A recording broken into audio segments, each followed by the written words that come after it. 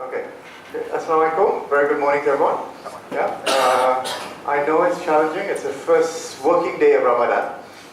So my Muslim brothers and sisters will be a bit sleepy. My non-Muslim brothers and sisters will be a bit sleepy because there's no coffee being served.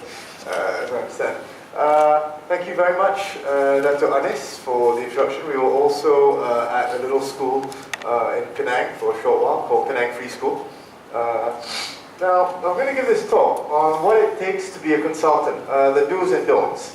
Actually, most of what I put in my talk is all going to be there on the internet. Sila gunakan Google.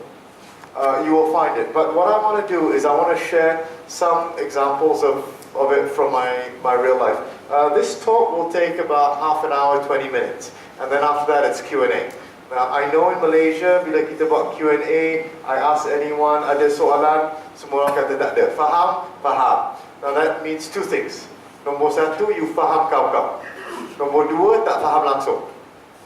Okay? So, I'm going to give the talk on what it takes to be a consultant. Before that, so today's agenda is basically my journey being a consultant. Yeah? And I've come up with, so ladies and gentlemen, when it comes to my journey, that was a picture I found. Sometimes people learn with pictures.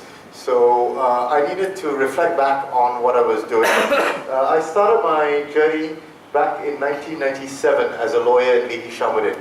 And after being a lawyer in Lee Hishamuddin, I moved on and worked in a little island next to Johor, namanya Singapore. Semua tahu Singapore? Yeah? I worked in Cycle and Carriage Group. In Cycle and Carriage Group, I was a lawyer. I was a legal counsel untuk 9 bulan. Yeah. After that, then I became legal counsel to 2 bulan. After that, I spent the rest 10 months as a sales manager. So I was selling cars. Yeah. And after that, I went to the States. The Americans asked me, "Are you Muslim?" Yes. Are you a terrorist? No. Yeah. I filled in the form, got there. Then I worked for a company called Johnson & Johnson. Tak pernah dengar? So, if you haven't heard of Johnson & Johnson, anyone see that product? Johnson's baby powder. Now, I'm going to tell you this story because it's very relevant. In Johnson & Johnson, I was hired dekat New Jersey in America to go become a managing director of a Johnson & Johnson company. Dalam masa 3 tahun, I would have become an MD of a J&J company. Is that quite cool? Yeah? Umur saya masa itu 30 tahun aja. So 33 I become MD. Yay, right? Right? Wrong. I had a lot of thoughts. I thought, yay, do I want to be an MD? And I thought, Then I sat down and I looked at my job and I found I didn't like what I did. I found it really, really boring, really, really energy sapping. Yeah? So I needed to make a tough decision and I asked my mentor, hey, you think I should stay in this job? And my mentor said, no, you must decide. You know the kind of Yoda thing in Star Wars? Go look within you, find the force, all that stuff. So I went down and my mentor asked me a few questions. Number one, do you like your boss's job? Apa jawaban saya itu? Well done, sir. Yeah, no. Second question, do you like your boss's boss job? No. Do you want your MD's job? Apa jawaban saya? No. Wait. Then they asked the ASEAN regional MD, do you want his job? No. Do you want the VP for Asia Pac? Do you want his job? And I said no. So I decided, my journey into consulting isn't an amazing thing, career track, I decided I don't want this job anymore. So what did I do?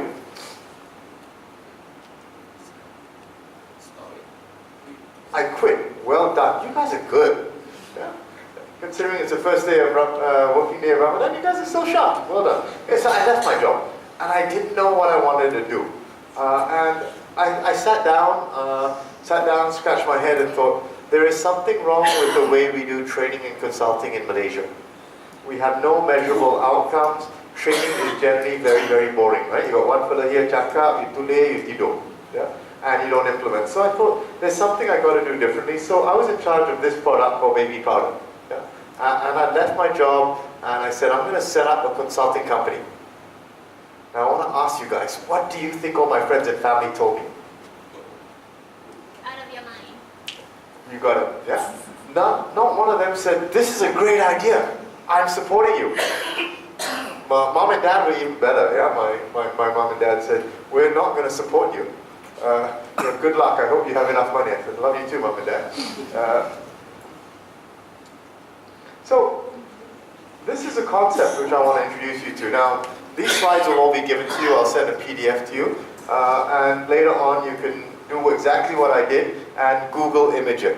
So, it's called Ikigai. It's not a rude word. Bukan perkataan kesat dalam bahasa Jepun, but it's a very useful word. It's called Ikigai. It's a Japanese concept saying why you are here.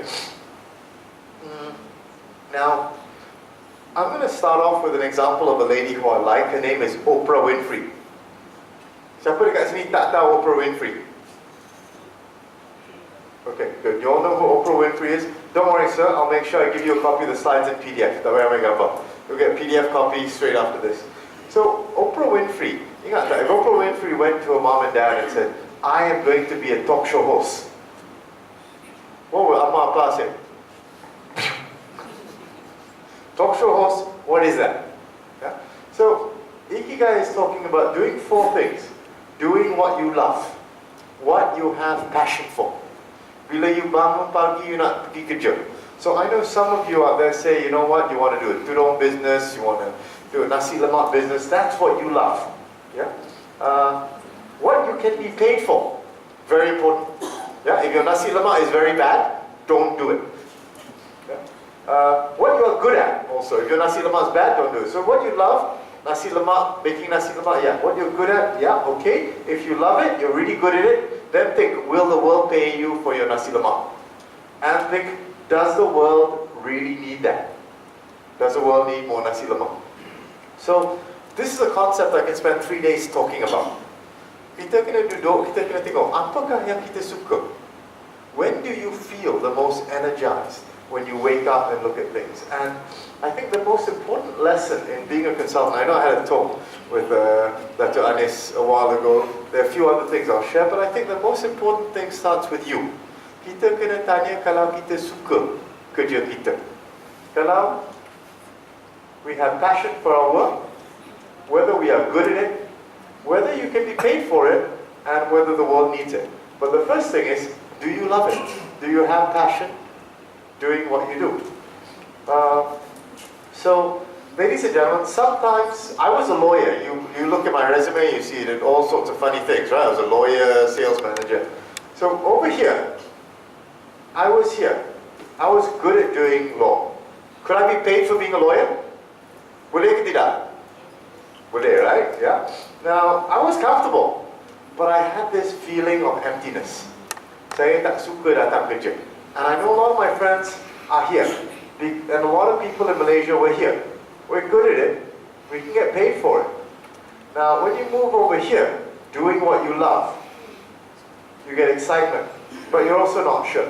And over here, just what you love without the Ikigai, you delight, fullness. Most NGOs are here, but no wealth. Here, if you do what you love, what you're good at, what you can get paid for, you have satisfaction. But you still have that feeling of uselessness because it doesn't fulfill what the world needs. Now I sat down over the last 1 year and I rewrote why I'm here. And I said it is to redefine the way that people learn. That is my Ikigai. And yeah, I think if I do that correctly, I love doing that. I think I can get paid for that, inshallah. The world probably needs that. And I think I'll be reasonably good at that. So that's what every once in a while you relook, you think, oh, you punya Ikigai. Yeah? So, now, I want you to do a little exercise for me. Ladies and gentlemen, tulis dalam selai kertas ataupun dalam mobile phone kurang daripada 8 perkataan. Kenapa datang kerja? That's an exercise. Don't look at me, sir. Ambil pen, tuliskan.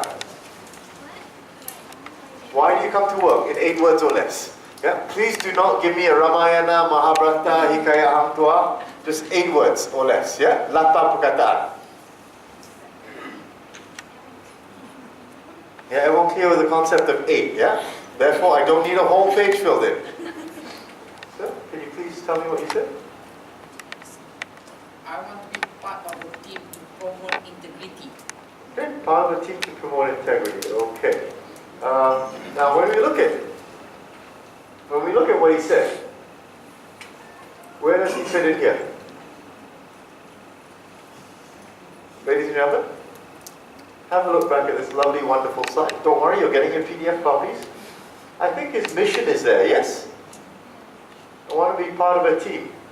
We don't know if it's necessarily something he's good at. We're not sure if it's something you can be paid for. So you could be somewhere, either here or here for the moment. Would that be okay? Yeah.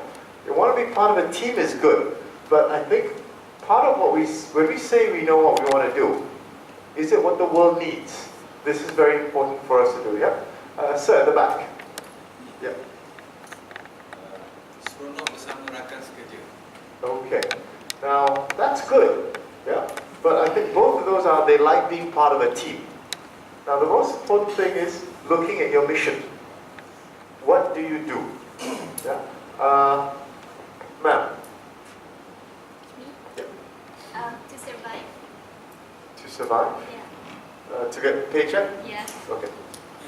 Just being honest. Just being honest. All right. Anyone that you've got paycheck? Islamic duty, membiayai keluarga. Yeah. Sounds familiar? Yeah. Okay. Now, ladies and gentlemen, that is what I call level 1. Yeah, there are 5 levels. Level 1, kena datang kerja, paycheck, kena bayar gaji, bayar rumah, bayar kereta, bayar sewa. Sounds familiar? Yeah. Bayar baju sekolah anak. Yeah? Okay. So, level 1 is the worst place an organization could be at the moment. Yeah? Level 2 is where these two gentlemen are. Suka rakan kerja, nak datang, yeah? They want to work as part of a team. Level 3 is an organization. So they'll say about the mission of promoting integrity in the society and the nation. Yeah. Now, level 4 becomes we are focused on our customers. So, bagi contoh, level 4 is the Ritz-Carlton. We help, we are ladies and gentlemen serving ladies and gentlemen. Charles Schwab is protecting our customers' dreams. Level 5. Anis mentioned about my mom. I'm going to tell you a little bit about mom. Mom has a degree from Yale, a PhD from Yale. Mom worked in Malaysia for 30 over years for the government. Why? Kenapa mak saya kerja dekat Malaysia? Dia tak kerja dekat Singapore, dia tak kerja dekat Amerika, dia tak kerja dekat England. Kenapa? 3 words, sir. Berkhidmat untuk negara. Yeah, my dad also has a degree from MIT and Columbia School of Journalism, University of Malaya. He could have worked quite easily in Singapore or around the country. Again, why did he work here? Berkhidmat untuk negara. 3 words. Now, sometimes we send our members of our Royal Malaysian Police to Lahad Datu. Yeah, some of them died. Why did they do that?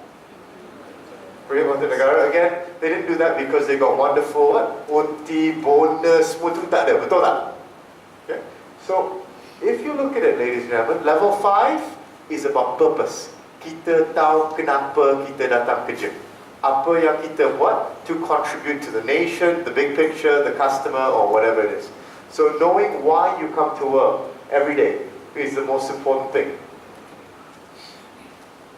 So, ladies and gentlemen, I want to show you a quick video.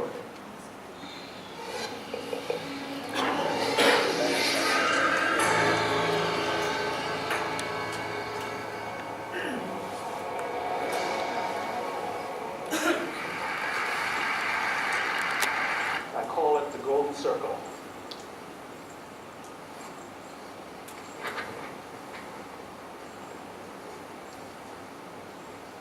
Why, how, what?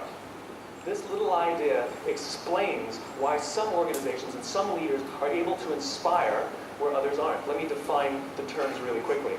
Every single person, every single organization on the planet knows what they do 100%. Some know how they do it, when you call it your differentiating value proposition or your proprietary process or your USP. But very, very few people or organizations know why they do what they do. And by why, I don't mean to make a profit. That's a result. It's always a result. By why, I mean what's your purpose? What's your cause? What's your belief? Why does your organization exist?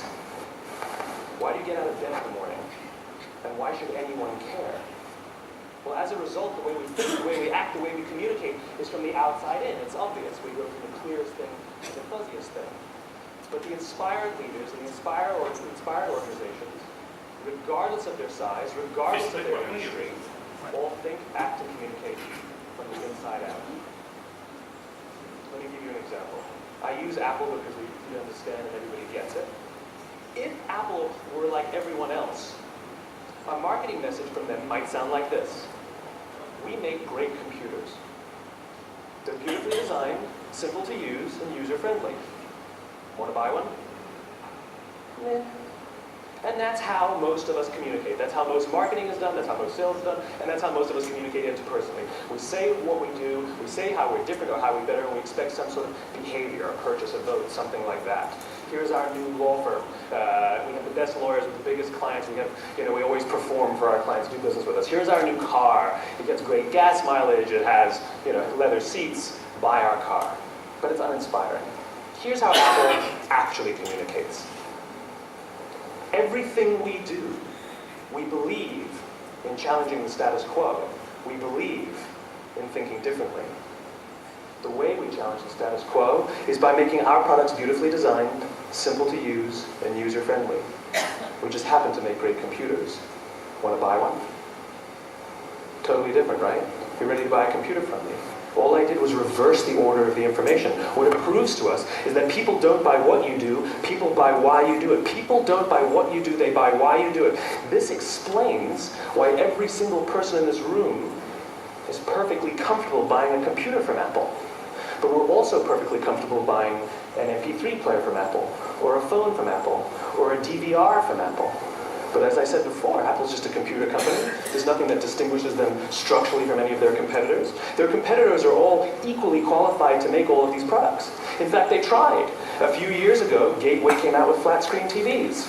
They're eminently qualified to make flat-screen TVs. They've been making flat-screen monitors for years. Nobody bought one.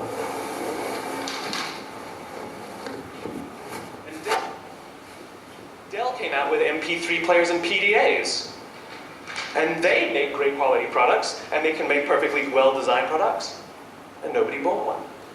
In fact, talking about it now, we can't even imagine buying an MP3 player from Dell. Why would you buy an MP3 player from a computer company? But we do it every day. People don't buy what you do, they buy why you do it. When we communicate from the outside in, yes, people can understand vast amounts of complicated information like features and benefits and facts and figures. It just doesn't drive behavior.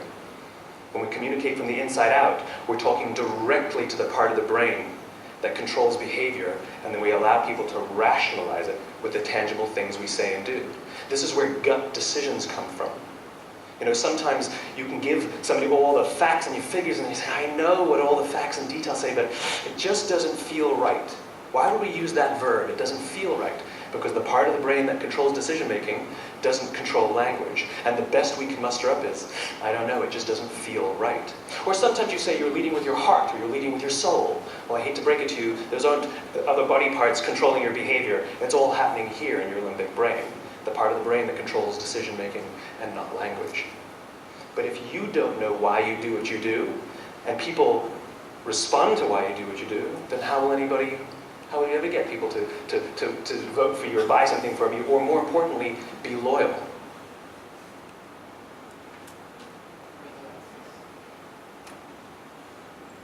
Okay, so ladies and gentlemen, Simon Sinek has a TED Talk on why we do things. So it's very, very important to know why we come to work, why we're doing what we're doing, and to make it really meaningful to you because it resonates with your clients. Okay? Now,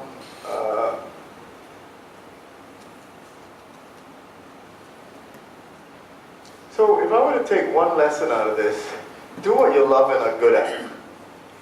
So the most important lesson about being a consultant, it's not easy. And I know this wasn't strictly on point, but being a consultant isn't a fun job all the time. In fact, any job you do is always going to have difficulty. It makes it a lot easier if you do a job that you love and that you're good at. Now, as a lawyer, I didn't love it. I was good at it. But I woke up in the morning and I pressed my snooze button 3 times. And when you do that too many times in a row, then you know that you are not in the right place. and it takes a lot of guts to say, I'm getting out of here. And if you don't stay there, I've seen friends of mine who've stayed in law, they're still doing it. They're very good, they've got a Mercedes-Benz, their kids are at international school, they've got a big bungalow, but they're not happy. So I think the lesson number one that I would put as being a consultant is do what you love and are good at. Whether it's being a consultant, whether it's making nasi lemak, whether it's selling tudongs online, whichever one you're good at, do that. And make sure you love it. Ladies and gentlemen, I'm looking at you guys. Some of you are nodding off, some of you are not looking. Either you're nodding in agreement with me or you're sleeping. So any questions that you have so far, I'm going to pause for a minute. Now, there's a very good statement by Steve Jobs. Steve Jobs actually said, sorry. Yeah. Message number one. How to define it's easy to know that what you love something. What you're good at, how to do it. Because there are so many. Sorry, your name is? Yanni. Yanni. Right, so Yanni, let me give you an example. All right? Dr. Anis and I play tennis. We both love the game. Probably love it more than him. I watch YouTube videos. This morning I got YouTube video, Rafael Nadal hitting the ball around the side. I can talk to you about tennis. Ada orang kat sini yang suka bola sepak? Yeah, okay. Arsenal tak ada support. Arsenal tak ada. Which one? Which team? Yeah, English Premier League tak ada team. MU, okay. Oh, okay. This one religious differences ni. Can have a religious warfare. No wonder you're sitting on separate table. Okay. Now, are you playing professionally? Okay. Do you love it? Yes. Are you good enough to play professionally? I love tennis, yet I'm not good enough to play professionally. I realize that. So Cik Yani, tennis is something I love. I'm decent enough at it, but not enough to make a living. So in my case, I don't do that. As far as being a consultant, yeah, I love it. I like my job. I like seeing the differences. So your question, how do you find out what it is that you love and you're good at? Well, I use the snooze button test. If you find yourself waking up not wanting to go to work many times in a row, just being forced to go to work, you're pressing that snooze button, yeah, all the time. What does that tell you, Cik Yani?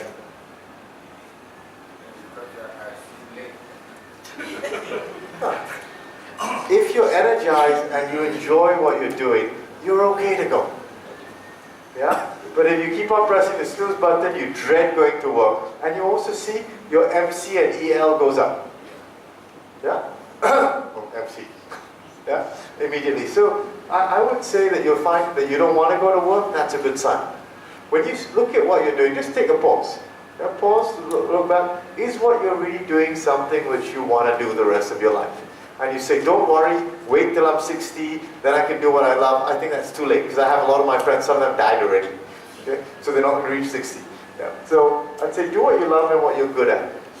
Knowing what you love is normally the snooze button, whether you want to go to work. Knowing what you're good at, talk to friends. Talk to friends who know you, talk to your colleagues. Some of them will give you insights. You want, talk to your wife, talk to your cat. Some of them will also give you insights and tell you, this is what you are really good at. Talk to your ex-bosses. But there are cases in terms of both of this. You can learn to love. You can learn to be good at. Yeah. But there must be something else more than just love and good to push you to want to be good at. Alright, when you talk about doing what you love, kalau kita tak tahu makna datang kerja, we don't know why we are doing what we are doing, then you will probably find it quite monotonous. Now, I give you the example of, I think,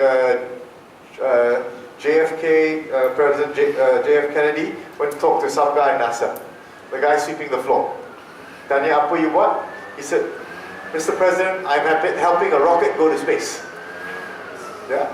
Now, any other person sweeping the floor, boss, I'm sweeping the floor. Yeah? Well, I think he's helping have greater integrity in the society of Malaysia by making sure that it's clean up. So I think his sense of purpose is quite... He's helping to be effective. Yeah, okay. So if you understand... Number one, it's understanding why you are doing what you're doing. So if you understand why you sweep the floor, it's better. If you understand why you are in accounts department, it's better rather than saying, no one wakes up in the morning and say, yay, let me process another invoice. So if you understand the meaning, I think it's good. If you also understand your strengths, what you're doing better. Any other questions on lesson number one? Yeah, this kind of people do what you love can be not necessarily the job, right? It can be someone that you love. You want to be close to that someone. Okay. That Okay. try you to be that. Okay, I'm not exactly a guru on marital relations or interpersonal relations, so I won't comment on that, Jayani. Yeah, be closer to what you love and all that. I think you go, there's kursus perkawinan on quite regularly. You can go for those instead. Yeah. I have another video by Steve Jobs, but I'm going to skip through that. But the video by Steve Jobs, I'm just going to sum it up for you guys. Steve Jobs talked about death. And I know you guys don't want me coming in on a Monday morning talking about death. But he said death is one of the most liberating things when you know you are going to die. So back to your question, Cheyani, do you know whether you have passion for your job? If I told you, Cheyani, you have 6 months left to live, would you still do what you are doing today? And that is a question, don't answer that in front of your boss, yeah? But that is a question that we all got to ask ourselves. If you had 6 months left to live, what would you still be doing that you're doing today? And if you look at the Bhutanese, the happiest country in the world, they think of death all the time. I think 5 times a day they're told, think of death. And I have made some of the toughest decisions in my life. When I left my job in Johnson & Johnson, I thought, should I just stick with this job, be unhappy, and become an MD? And I thought, if I died tomorrow, would I still do this? I'd leave tomorrow. I wasn't happy at all in my job. It was a great job. I learned a lot. But I think the concept of death is very useful because it tells you exactly what you need to do, how to make those tough decisions. If you're going to die in 6 months, would you still do this? Don't use it for your financial planning, Chigani. Yeah? Other than that, you can use the concept of death quite well in terms of doing what you're doing. Ada soalan tentang ni? I think this is quite deep for a Monday morning. Yeah? Especially with zero coffee till now. Lesson number 2 about being a consultant. Kita kena dengar. Yeah? When I worked in Cycle and Carriage, my boss, Mr. Philip Eng, told me, Juarez, you have 2 ears, 2 eyes, and 1 mouth. Use them in that ratio. Yeah? The other way around. Not the other way around. And a lot of us as consultants, kita masuk jumpa client, we have so let me tell you all about us, what we do. We have this tool, this tool, this tool, which one you want? Now, ladies and gentlemen, let me explain a little bit about the brain. Can I talk to you about the brain? Yeah? All of us, I know, different skin color, different hair color, some got hair, some less hair. We all have the same 3 brains, 3 brain.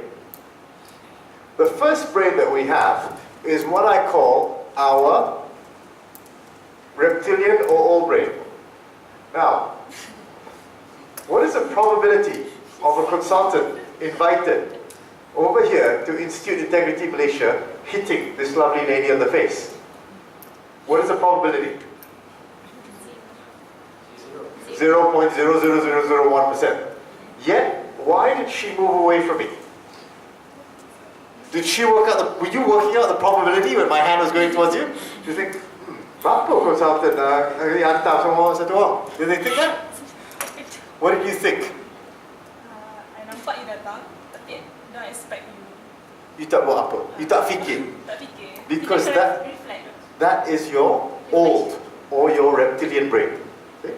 Kalau saya letak sesuatu dekat sini nampak macam ular, what will you do? Looks like a snake, sounds like a snake. You won't do a committee. Is that a snake? What will you do, ladies, if I put a snake there? Do you scream and run or do both simultaneously? Betul tak? Okay. So the first brain is concerned with ourself. Human beings are naturally self-preservation concerned. Okay? Your brain there thought about yourself, your self-preservation. The second brain, ladies and gentlemen. Saya nak tanya ni, how many of you gentlemen have an automatic watch on your wrist? Tak payah battery. You have an automatic watch. Ladies, handbags. Do you have handbags? Yes? Yeah. I'm going to ask you this question. Why did you buy your handbags?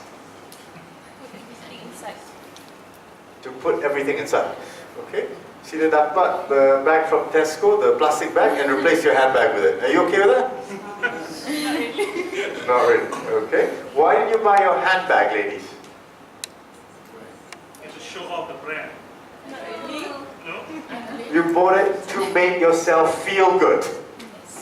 Yeah? Gentlemen, if you bought an automatic watch, you tell me you bought it to tell the time, you are lying. Because every one of your watches, which is automatic, will lose 1 minute a month. Okay? Now, you bought it to feel good. The second brain, ladies and gentlemen, is our emotional brain. It's concerned about making us feel good. Now, I'm going to give an example over here, a political example. In every single UMNO General Assembly, me and my friends used to have a bet. How many times the word perjuangan will come out? Yeah? Perjuangan demi bangsa, demi negara. Yeah? We had a bet on how many times those. That's why we watch the UMNO General Assembly. We put some money down, you know, Penang, yeah? Chinese fellas, all looking. We bet. Why do those words come out in the UMNO General Assembly?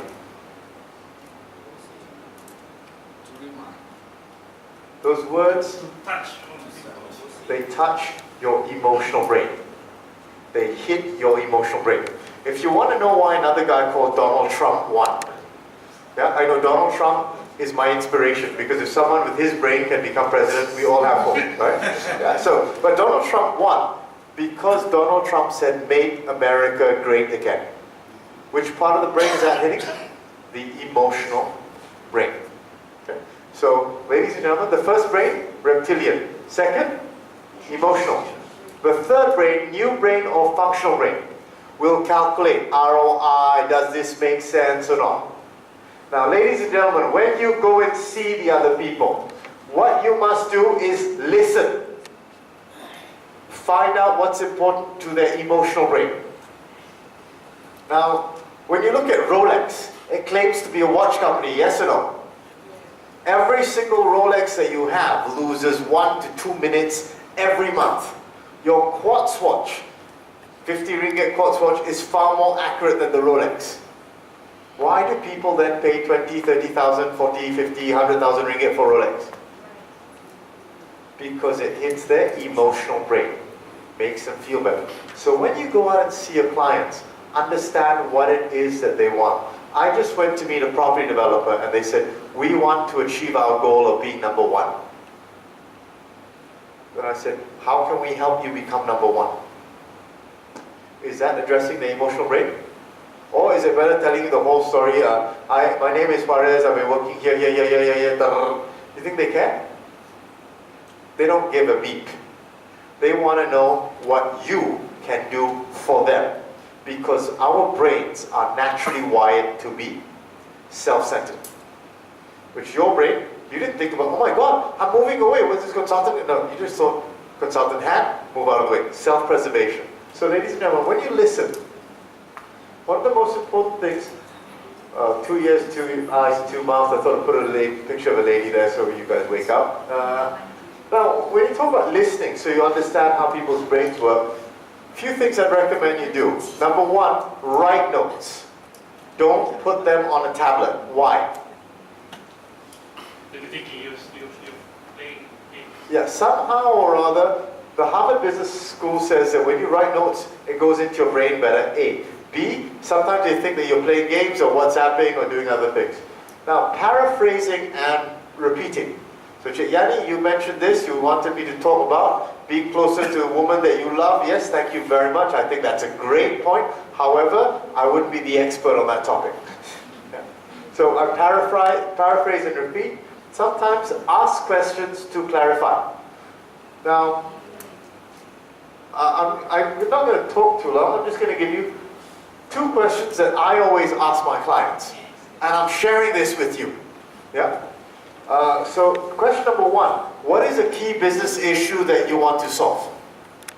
Now, if you expect your client to have an answer for this, normally, sometimes, 90% of the time, the client also doesn't know. So you need to keep on asking them what it is. Now, what is a key behavior change that you seek? What behavior do you want your people to do differently? What is the single behavior change that you want from your people? Another question you may ask is, what is the business result that you want? Now, can I give you some real life examples over here, guys? Yeah? I went to work for a property developer. Yeah? And again, I'm technically Bumi, my dad's Chinese, my mom's Malay. About 70% of our clients are Chinese, which really works well when you do pitches for the Malaysian government. Link corporations, we tell them we're Bumi consulting company with 70% Chinaman business. They're quite happy with us. So back to this. I went to work with a company called Si Hoi Chan. Have you guys heard of it? You've been to Damansara Uptown?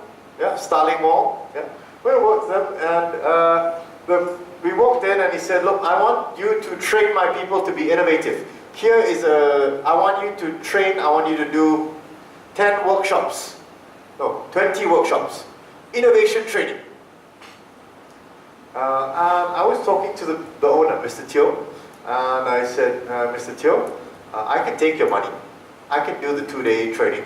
I think it was 20 workshops. That's 40 days of workshops. Quite a lot of money for me and my company. Yay! I said, no, keep your money. Because I'm also an integrity institute. I've got to be honest. But I wasn't there. Yeah? But I said, no, keep your money. It won't deliver the result that you want. And he just looked at me. You're telling me you don't want this work? I said, I can do this work. If you insist, I'll do it. But as a consultant, I'll tell you, you will not get the result that you want. You want people to think innovatively, think out of the box. 2-day workshop will not change their mind. And I was direct and honest with him. He looked at me and said, okay, what do you propose? And I said, this is what I propose. And he said, okay, let's do it. And it worked so well. If you look at the Star 2013, Si Hoi Chan actually published some of the results that they did with us. And they had improvement ideas. They actually published using the system that we did. Also Malayan flour mills. I'll give you an example. We talked to Malayan flour mills. Have you guys heard of Malayan flour mills? Yeah. They also do chicken. Did you know they do chicken? Yeah, ayam dindings or nandos. So we worked with Malayan flour mills and we talked to Mr. Tay and I said, what is it you want? He said, Juarez, we need the mindset of the people to be right. Because they're moving from 50,000 birds a day to 80,000 and now they're moving to 240,000 birds a day. Actually killing and processing that number of birds. So we work directly with these guys on that. So I think listening, asking these two questions are two questions that I get all my consultants to ask this. And then they come back and then we design a solution for them based on this. Now, ladies and gentlemen, be professional. Yeah. Again, I look at the way you guys dress, the way you look. I probably don't need to talk about dressing, okay? But don't go in there wearing flip-flops. And be careful about the way you dress, because I went to see an Islamic bank, and I went with my Chinese colleague who wore a skirt which stopped here. But they found it wasn't Sharia compliant because they could see her ankles. So you got to be a bit careful of these things, and apparently they wanted her to wear a sling down. Yeah, I didn't know all that. But dressing, I think, is pretty straightforward. Again, you don't want to overdress too much, but I go to BHP Billiton, which is quite casual. I just wear slacks, shirt, no tie. When I come to a government-linked organization, you've got to do the full suit and shirt, tie. I want to talk a little bit about teamwork. Ladies and gentlemen, if 3 of you go in, do not ever disagree in front of the client. The client does not want to hire a bunch of squabbling mamas. Yeah, and I'm being blunt here. The client wants to hire professionals. If you have something you don't agree with, let's say you go in, Yani, you go in, right? Sorry, sir, your name is? Mr. Mani Maran goes in with Yani. Mr. Yani says, you know, Institute Integrity was founded in 19 whatever, and Mr. Manu, no, this is the year it was founded in. Don't correct them in front of the client, even if he's wrong. Why? Sorry? Why? Because you don't want to sound like a bunch of squabbling aunties in front of the client. Okay? Corrective later. Don't ever say in front of the client to your colleague, no, you were wrong. Basic teamwork, ladies and gentlemen. I know we can have a whole 5-day teamwork. You can go Janda Bai, you can go PD, you can do your team building, you can do your trust falls. I'm only going to share this with you. Don't disagree with your client, especially in front of your consultant, especially the lead consultant. The lead consultant runs it. Yeah. I know we talk about democracy and all that, but when you're a consulting team, don't disagree with them. If you have a problem, bring it up with them outside, or gently nudge them under the table, or pass them a little love note. A little note, not a love note. Just saying that for Yani's benefit. Okay. All right. Now, ladies and gentlemen, the other day, I was talking to the COO of a listed company, a listed property developer. And they said, you know, this other company, we've done team building with them, how are you different? I said, look, and I talked honestly, Jungle People is great for team building. They really know how to do it. Paul, Carmen, and I are friends. I've got a stay at a resort. Their safety is top class. But it's a 2 to 3 day program. It doesn't change mindsets. But to achieve quick bonding, getting to know people, it's great. And they handle it very professionally. Now, did I say bad things about the competition? No, I know what they do. Don't diss them. You sound like a little squabbling auntie or a little complainer if you do that. Never ever diss the competition. And be honest, if they're good at something, say they're good at something. I don't do team building, but flying fox, all those other things. I don't have the guys, I don't have the equipment, I don't have the resort, and if someone fell down, I don't have the insurance. So I don't enter that market. Ladies and gentlemen, this is very important. Be on time. When you make a promise, it doesn't just apply to turning up on time. Yeah? It applies to also when you promise to send them a proposal, don't make them remind you. Also, when you're dealing with your customers, talk to them about when is a good time to talk to them next. So make sure you follow up. Being on time includes being proactive and following up with whatever proposals you say. And always propose a time to follow up with the other person. Okay. Now, ladies and gentlemen, this is very, very, very important. When you look at this, if the client has a problem that you cannot help them with, don't. Now, I went to talk to a local plantation company. And I went to talk to the CEO. And he said, you were, En Juarez, are you sure you're useful? All these consultants we hired, what? Boston Consulting Group. You dengar ke tidak? We paid them millions. You see any difference here? And I thought, I wanted to say a few choice words to him in Cantonese and Hokkien, which I think that Anis and I are both quite fluent in that, at least Hokkien, being from Penang. Now, I didn't like it, but then he said, you know, En Juarez, we are very good at what we do. Operationally, we are world class. This company's share price was 3 ringgit something when I talked to him. After that, that engineer told me, the only thing we need is help with the weather, because we are already the best in class. It is God to help. Yeah. So I said, well, Dato, engineer, thank you very much for being honest with me, sharing that with me. The only thing you need help with is the weather. We are not weather consultants.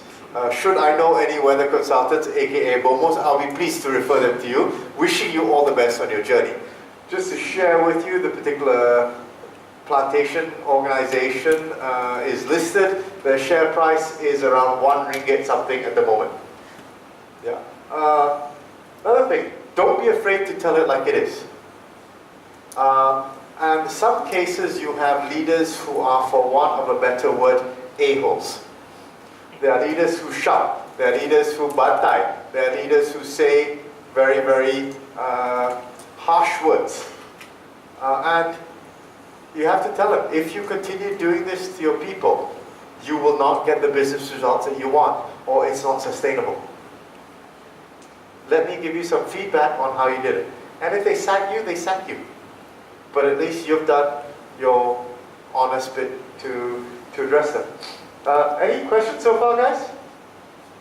So, key thing over here, if you can't help them, if they say, look, I don't want an integrity solution, I'm quite happy cheating, lying, and doing whatever it is, then don't sell to them.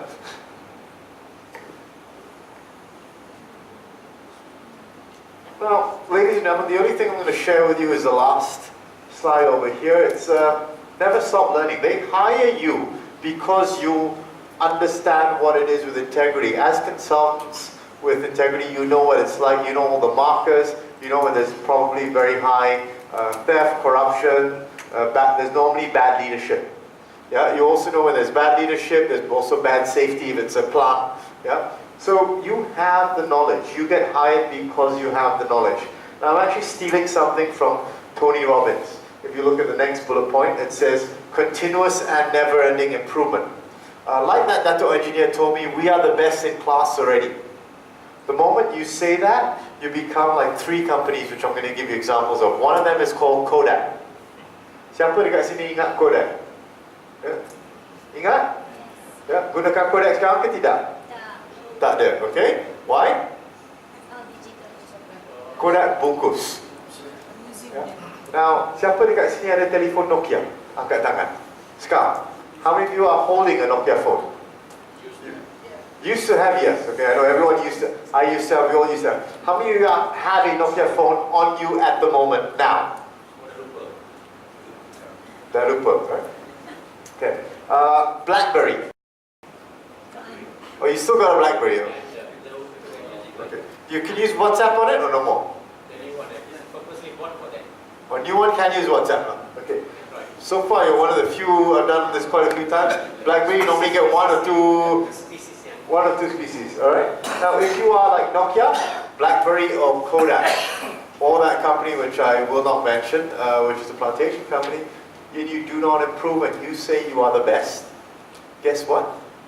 You will go the same way as Nokia, Kodak, or BlackBerry, and you will normally go bust. When you say you are the best, and you say you do not need to prove anymore. There was one person who told me this when I went to see one of our local car companies who I had to negotiate with. They told me, we are world class. And currently I think they're being bought over by Geely. All right, ladies and gentlemen, thank you very much for your time. I don't want to take your whole day. I was joking with Anis and said, what, 5 hours? Yeah. So, any questions that you have around the room? Thank you for your briefing. Is it people still have the company, especially at large, and the participants still have the confidence on consultant? But most of the time, people say consultant is conman. I mean, this is a perception. So how to overcome that? The perception is, I think, it's most the major question. I'm going to do 2 things. I think your question, Mr. Mani, can be divided into 2. One is the general perception of consultants. Yeah? And I will be honest with you, the general perception of consultants is bad. Yeah? The word con is operative. Yeah? Consultants. And we will borrow your watch and tell you the time. Yeah? And if a lot of the consultants that I've worked with, I won't mention the names, but the big consulting companies, normally they are very good at edit, replace. So edit, find, replace. Yeah, on the PowerPoint. Yeah. So whatever they advise now, I look at some of the pitfalls of current consulting companies. They advise on strategy. Now, ladies and gentlemen, adakah kita mengetahui apa yang kita kena buat? I will give you can I talk a little bit on this point? Take a few more minutes. Yeah, Mr. Mani, Do you know the secret of weight loss? Ladies, better write it down. It's coming down. What's the secret of weight loss? Rahsia murahkan berat badan. Adakah kita tahu ke tidak? Apa dia? Motivasi berpanjangan. Motivasi. No. The secret of weight loss, ladies and gentlemen, eat less or eat right. Eat less, eat right. Yeah, more or less the same thing. But again, yeah. Second, exercise more. Hey, kenapa tak tulis? Not gonna do it. Not gonna happen. Okay. You know the secret already. The problem, that is a strategy. Ladies and gentlemen, the strategy that you have on your wall, it is correct. That is not the beginning of the game, that is not the end of the game, that is the beginning of the game. Now, the difficult part. Dah faham tu? Sila laksanakan. Good luck. So, if you look at it, the biggest problem that we have bukanlah pengetahuan, adalah pelaksanaan. This applies to your personal life, whether it's eating, exercising, dieting. It also applies to implementing the strategies. There are so many consultants out there who will tell you the secret, ladies and gentlemen, is win through client relations, win through understanding your customer, win through customer focus. Have I covered almost every single bank punya mission statement there? Yeah. Okay? So what you need, ladies and gentlemen, is to implement it. Now, we are different because we work as implementation consultants. And one of the things that the brain works very well with is by seeing that it works somewhere else. So referral is the number one key in sales. In consulting sales, if you tell people, pick up the phone now, call Mr. Tewi Chai from Malayan Flour Mills, ask how we've done with his dindings plum. And you say that to the guy's like, okay, you call him now, I'll get him ready to call. Pick up the phone, call him now. If he says we've done a good job, do we get the deal? So referral is very, very, very, very important.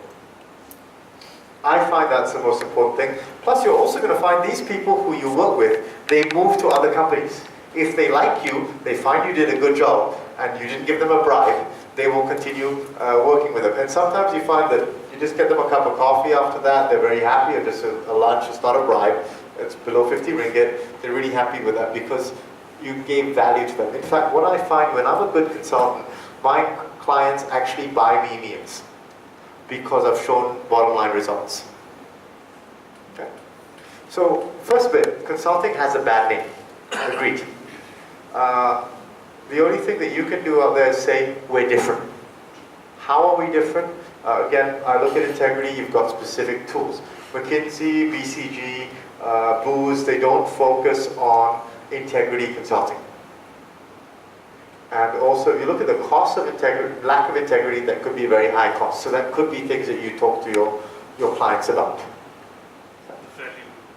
The value that you bring to them. And also talk about clients that you worked with and the results, if you can. Some of them want it kept quiet. But also building trust is important at the beginning. Being an honest broker, I mean, that's position also. I mean, if you tell them all the wonderful results they've got, they find out that you're lying and you're from the Integrity Institute, it doesn't go down too well. Yeah. Some companies on session, they put the total 100% trust in the responsibility of the consultant to maintain this. Sorry? In most cases, most organizations, they put the responsibility, the 100% on the consultant to bring changes in the end product. Okay. I have gone and used one code, which I didn't put up there, but I think the most important thing with the consultant is kita kena memahami what are our roles and responsibilities. A consultant can never bring change. Now, kalaulah kita dah berat lagi, yeah, do you blame your personal trainer? Tak, ini soalan benar. Do you say, my personal trainer caused me to put on weight? How many of you say that? You go to meet your friend, hey, Mani, wow, bigger now, Mani. Yeah, my personal trainer, he caused me to put on weight. How many of you say that? And how many of you blame a consultant for not implementing? Now, there's one quote by a guy called Jim Rohn, who was a coach to Tony Robbins and mentor to Jack Canfield, and he wrote, you cannot hire someone to do your push-ups for you. And I think that's the best quote out there. Because a lot of times people tell consultant, go do a report, go do this. Actually, it should be internalized within the organization. So the key thing is the change can never be driven by the consultant. It must always be driven by, number one son, the CEO. And if the CEO doesn't think it's important enough, don't work with them. The CEO says, I expect you to drive it, don't. I've turned down some work. We were looking at doing a leadership workshop, and the CEO said, I'm going to be on holiday in London, but you run it in my team. I said, no. If you're not there, I'm not running it. So you cannot abdicate responsibility to a consultant. The consultant cannot do your push-ups for you. Why am I fat? Yeah, my consultant didn't do my push-ups for me. Don't think that works. Have I answered your question, Mr. Mani?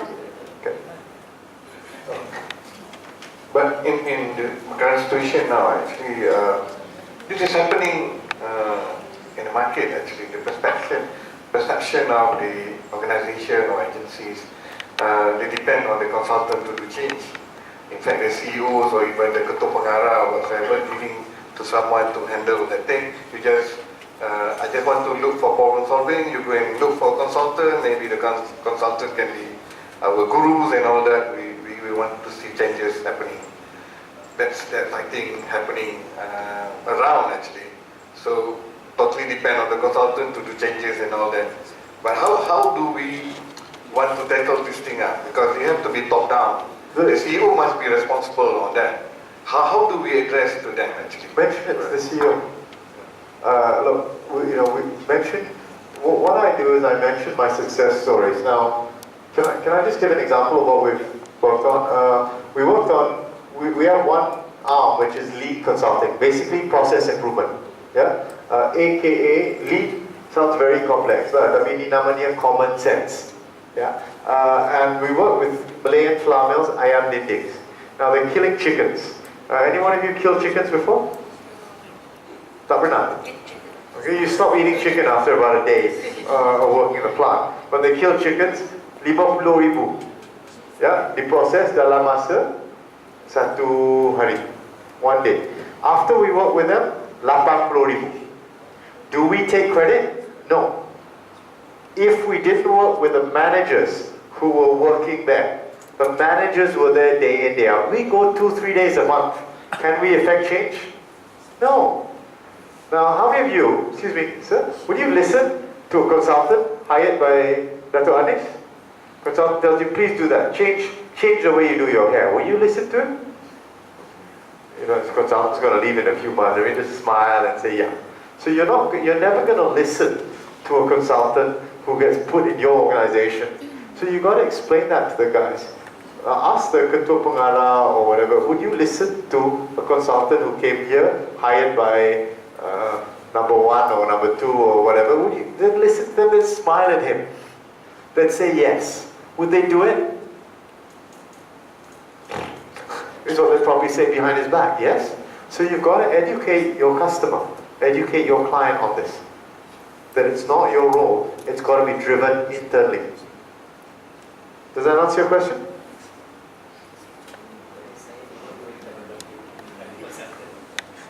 Saya yang menurut perintah, bukan saya yang menurut perintah consultants. Yeah. Actually, what is the difference between consultant, facilitator, and negotiator? Wow. Okay. Thank you. Okay. It depends. There are very many different types of consultants. Some consultants are training consultants, in which case they are also facilitators. Negotiators, some people train in negotiation skills, some people consult in negotiation skills. So there could be like a Venn diagram with overlap between the few. But the first one you mentioned, what's a consultant? Consultant is generally someone who advises. Yeah?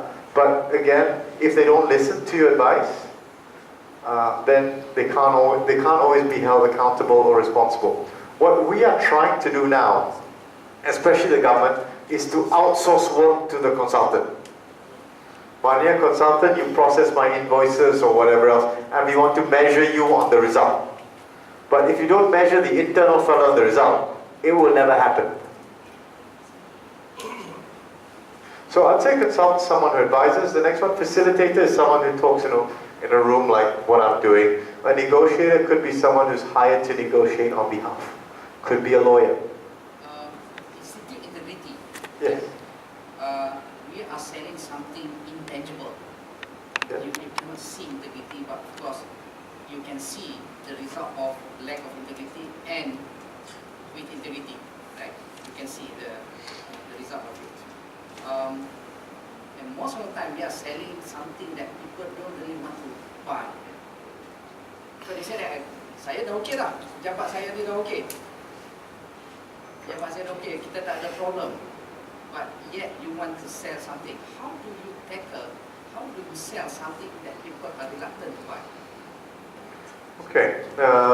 Wow, we're going to my selling skills module. Okay. Now. I do a module called Selling Skills. Yeah. Now, let me warn you. When you see a prospective client, you kata saya dah okay dah. Now, is that really a leader you want to work with? Or is that another Nokia? Yeah. Now, a couple of things. If they say kita dah okay dah, kita dah best dah, we are world class. Don't touch. Not worth it. Now, if they say we want to go to the next level. Now, I talked to a property developer on Friday, and they said we're number one. But we will not remain number one kalau kita duduk atas buntut kita, tunggu rezeki datang. So, I said, wow, this is a company I want to work with. And they said, we must continually innovate or we will die. Other people who told me, we are already world class, we are waiting for the weather. I didn't bother following up with them. Not worth my time. And I look at the share price of the company, it's less than half of my first visit. Tak payah. So the way to position it could be, you already have integrity, but would you like to make sure that it's instilled among everyone in your organization? What's the plus side of it as well as the minus side? The plus side, people like dealing with you. Now, bagi contoh, Si Hoi Chan has a very clear core value of integrity. With Si Hoi Chan, the integrity also means we will not drag supplier payments. 14 days was the longest it took for them to pay me. Now, let me tell you what happens when they pay quickly in the construction industry. Whenever Teo Chiang Kai picks up the phone, every single one of the contractors will answer. Whenever they want anything additional, they give them priority because they pay fast. So if you took integrity as having integrity with your suppliers, it has a knock-on effect. We want to make sure these guys get the best service because they pay well and they pay on time. So choose your clientele. If they're not ready, don't work with them. The other thing you could do is create the need based on scandals or all sorts of other things happening. Any other questions? That table good? That's good? Good? Speak now or forever hold your no. Everyone good? Tak ada soalan langsung?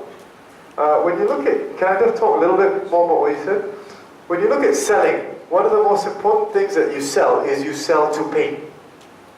Now ask yourself, when you sell your services, will it help the person get hired, fired, or rewarded? If it will, then they will call you back very quickly. If it didn't, it's a nice to have. You have to keep calling them all the time. Betul ke tidak? If you can pitch it in a way that it helps them get hired, fired, or rewarded, you're in a much better position. They will keep calling you, they will keep bugging you for things, they will respond very quickly.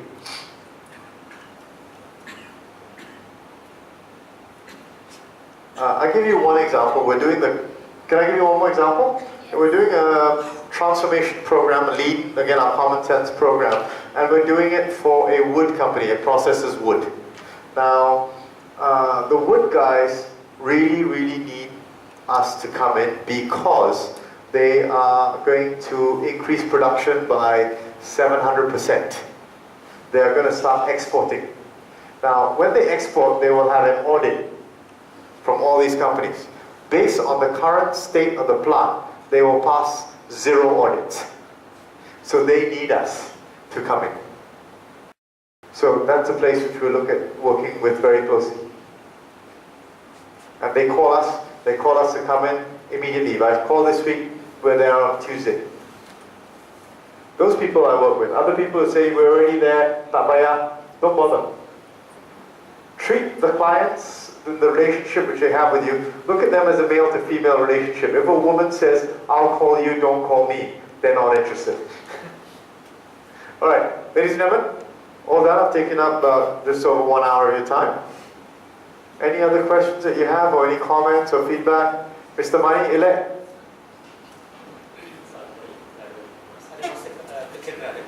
Yes? Ada waktu pencerahan. Ada. I guess the point number 2, rules number 2, you mentioned about the ratio 2 to 1. Can you explain a little bit with examples? Okay. Your experience, why you're using the ratio 2 to 1? Well, that was what my boss told me. Yeah, and before, long ago, when he's a group MD, he said you have 2 eyes, 2 ears, 1 mouth, use them in that ratio. So I would say spend about 70% of the time listening to your client. Tell me the business issue. Tell me the biggest headaches that you have. However, in Malaysia, we won't share that with other people, right? So what I do is I put up 1 slide. Do you want me to show you that slide? Yeah? Give me a second. Okay. This is the 1 slide that I've shared with my clients in virtually every single industry.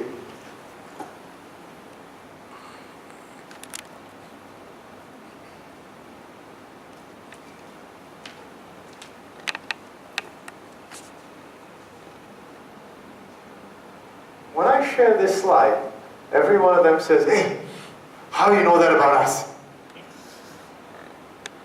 And this applies to, shared service center, this applies to invoice processing, this applies to property development.